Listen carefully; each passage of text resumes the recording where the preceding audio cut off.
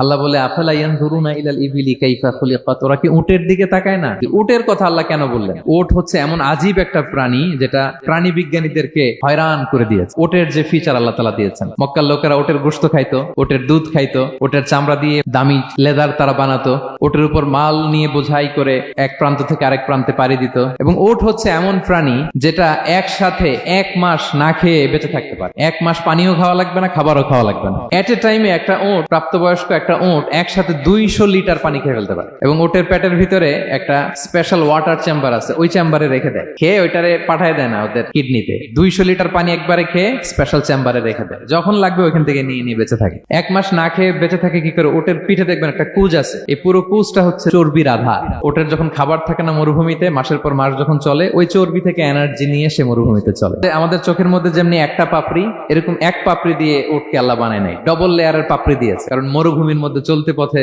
লু হাওয়া থাকবে, মরুভূমির সাইমুম, বালুর ঝড়, এই ঝড় মোকাবেলার জন্য, লু হাওয়া মোকাবেলার জন্য ডবল লেয়ারের চোখের পর্দা। একটা পর্দা ফেলে রাখে, আর একটা খুলে সে হাঁটতে থাকে, তার কিছুই হয় না। সুবহানাল্লাহ। এবং মরুভূমির মধ্যে যে ক্যাকটাস আছে, গুলমলতা, বড় বড় কাঁটা জাতীয় গাছ, যেই কাঁটা পৃথিবীর কোনো প্রাণী খেতে পারবে না, কিন্তু একটা উট অনায়াসে খেয়ে ফেলতে পারে।